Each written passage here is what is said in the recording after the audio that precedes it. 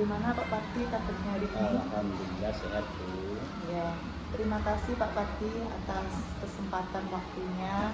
Kali ini saya ada tugas mengenai yaitu demonstrasi kontekstual dalam pendidikan guru penggerak modul 3.1 yaitu mengenai pengambilan keputusan berbasis nilai-nilai kebajikan sebagai pemimpin. Nah, kali ini saya terima kasih kepada Bapak karena sudah memberikan waktu kepada saya.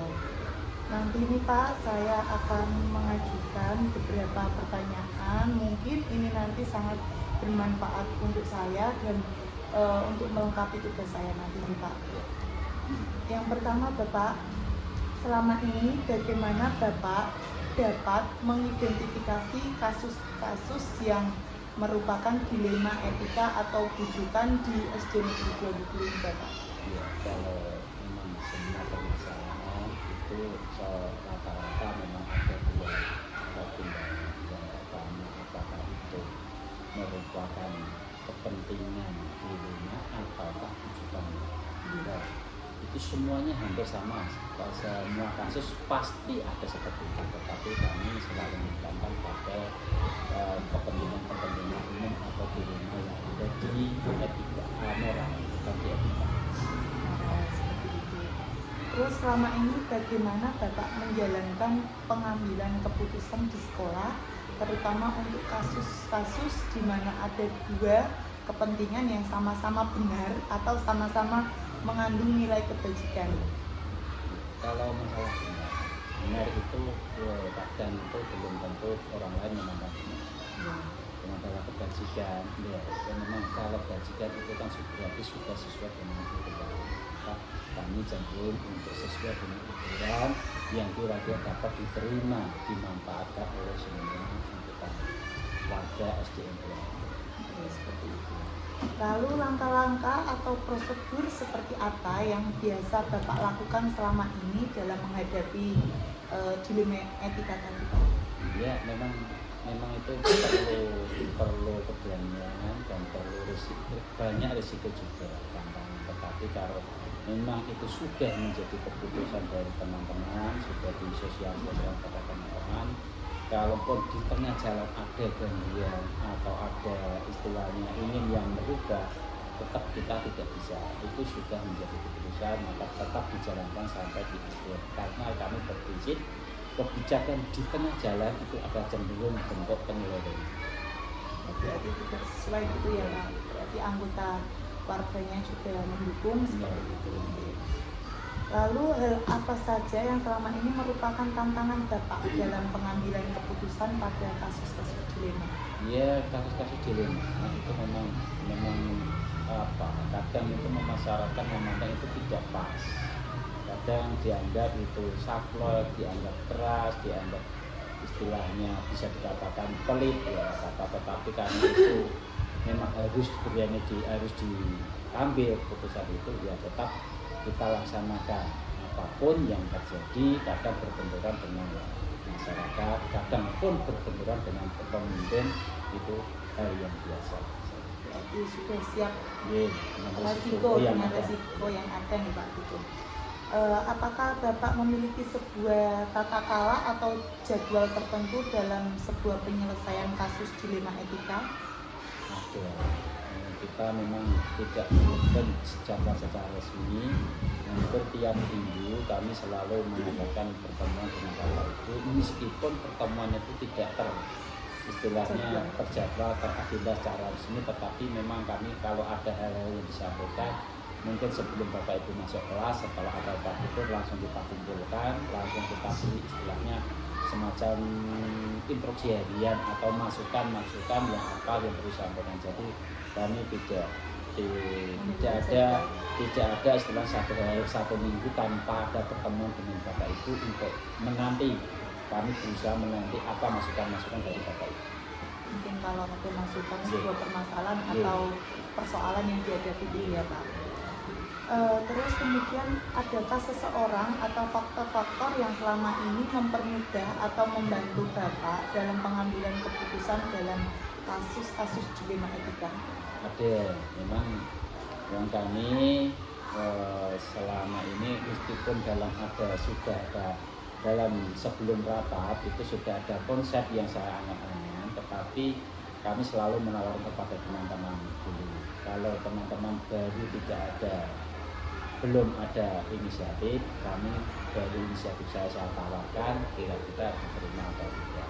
Ya kalau memang itu teman-teman belum menerima, ya kita ikuti apa yang menjadi kehendak dari teman-teman. Kadang-kadang kita mau berusaha mengusulkan dari teman-teman, kadang-kadang teman itu akan mendahului, itu rasanya tidak enak, maka kami tawarkan kira-kira ada solusi apa. Jadi bentuk penawaran kepada rekan-rekan ya Pak, seperti itu dalam pengambilan keputusan, meskipun nanti pada pengambilannya nanti kita sepakati bersama seperti itu.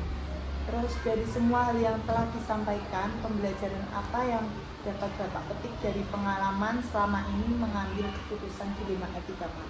Kalau keputusan itu sudah, istilahnya kalau teman-teman itu sudah diberitahu, sudah menjadi keputusan, dan keputusan itu tidak harus bersumber dari kepala sekolah pun merasa enak, merasa nyaman. Oh, berarti teman-teman saya merasa dihargai. Selama ini adakah contoh permasalahan dilema etika Pak? Contoh kecilnya Pak? Contoh kecil gini Bapak Ibu, kadang-kadang kita itu membuat keputusan yang bahkan keputusan itu sudah saya istilahnya saya lakukan di awal saya menjadi kepala sekolah waktu ada PPDB, bahwa semua kami memprogramkan semua pembelajaran PPDB itu dibiayai dan kegiatan pembelajaran dibiayai di sekolahan saja, semua dibiayai dari sekolahan. Bahkan ada salah satu teman itu berkomentar, kok dijual murah sekali. Ya, saya terus bilang, mohon maaf Bapak Ibu, meskipun ini dijual murah, ini adalah hak daripada anak. Saya tidak menghalangi itu dengan program dari negara untuk disalurkan kepada anak, maka saya berusaha untuk menyalurkan. Apa yang terjadi di hari pertama, di PDB pertama, alhamdulillah terjadi lonjakan yang luar biasa. Terjadi dilema etika dalam pengambilan keputusan itu tadi ya Pak. Jadi menurut yang ada yang berpendapat bahwa itu betul, ada juga yang di sisi lain itu juga betul dari hak anak tersebut tadi Pak. Ya, terima kasih Pak Bapak, semoga wawancara ini juga bermanfaat untuk saya dalam mengikuti proses guru penggerak angkatan 11 ini. Ya, terima kasih ya Pak. Ya, semoga proses berhasil apa yang menjadi cita-cita kita bersama. Terima kasih Pak.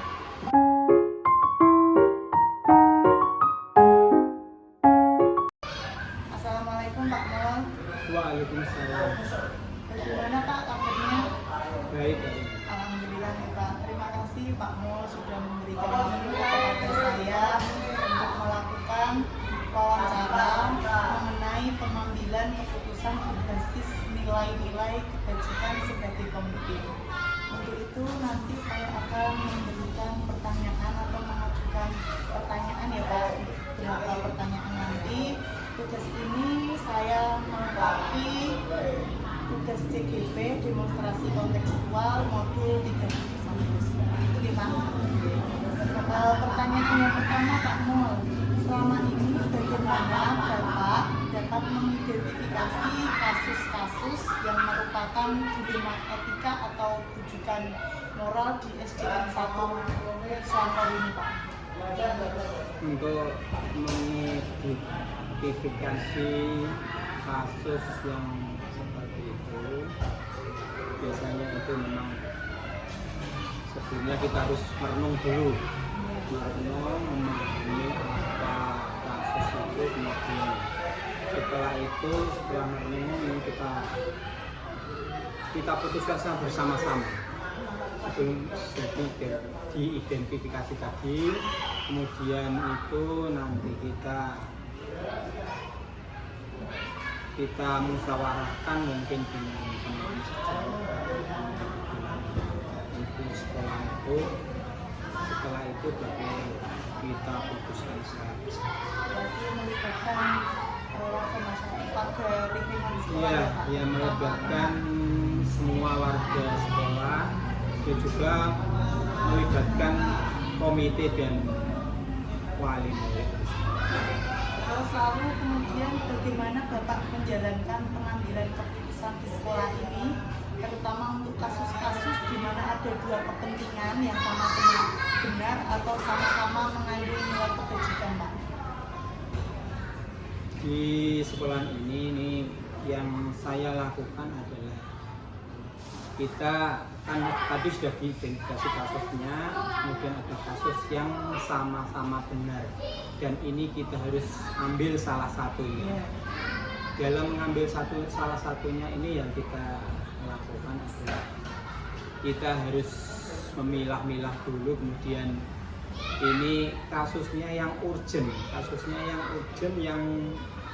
yang harus kita putuskan itu yang kita lakukan, yang kita ambil dan kita mestinya juga memang kita musyawarahkan bersama dengan rekan-rekan sekolah.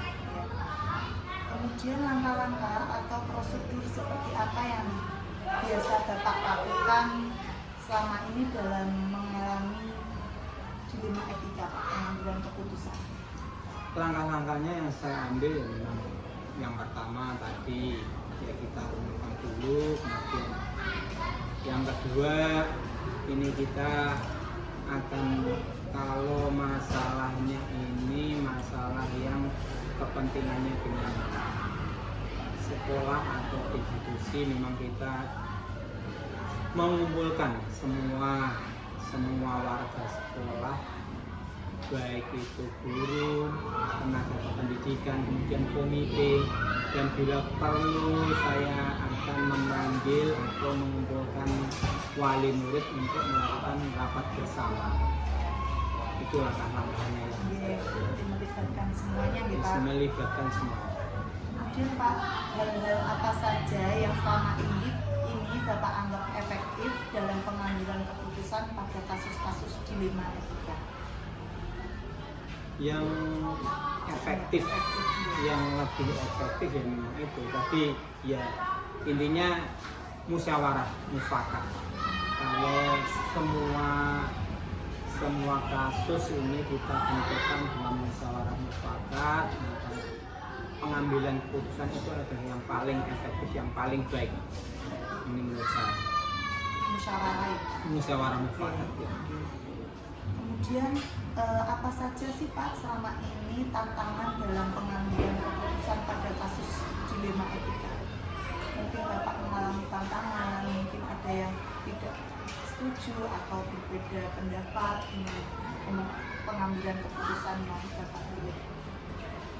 Tantangan memang ada, tetapi dalam kaitan ini memang itu tidak begitu signifikan. Maksud saya itu tantangan tidak itu berat. Saya anggap tantangan yang ada karena kasusnya ini kan memang kasus di sekolah. Misalnya tantangan-tantangannya memang tantangan yang tidak begitu berat lah, dan tantangan ini bisa diselesaikan dengan baik dengan melalui musyawarah tadi. Memang tantangan itu ya, memang tantangan ini ya memang kita harus memecahkannya. Kalau kita memecahkan sendiri memang itu akan terasa sulit, karena kita ini kan bekerjanya di masyarakat dan melayani masyarakat, maka dari itu tantangan-tantangan yang ada ini memang kita harus melibatkan semua anggota sekolah dan semua warga sekolah, semua masyarakat di sekitar sekolah. Kemudian apakah Bapak mempunyai jadwal tertentu dalam penyelesaian kasus dilema etika? Apakah Bapak menyelesaikan langsung di tempat atau memiliki jadwal sendiri untuk menyelesaikannya, Pak? Atau Bapak punya prosedur sendiri? Dalam menyelesaikan dilema etika tadi, saya tidak mempunyai jadwal, karena memang kalau masalah-masalah editing etika ini tidak tentu sih, tidak tentu, tidak mungkin ya bisa dalam rentang 1 bulan atau 1 tahun atau mungkin dalam 1 bulan bisa 2 kali, 1 kali, kan ini udah tentu. Karena itu saya dalam jurusan ini tidak memiliki jadwal-jadwal tertentu, tergantung situasi dan kebutuhan.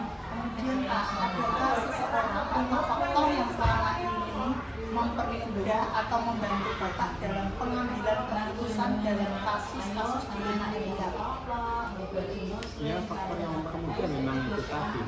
Memang kita ini kan bekerja di masyarakat, dan kita ini di lingkungan sekolah kan kita mempunyai teman sejawat, dan ini adalah teman sejawat, ini adalah teman, adalah sekaligus ini adalah mentor kami dalam mengambil semua keputusan. Jadi keputusan ini kita ambil bukan karena ego saya sendiri atau kepentingan saya sendiri, tapi ini nanti adalah kepentingan semua warga sekolah, dan ini tentunya yang terbaik untuk sekolahnya.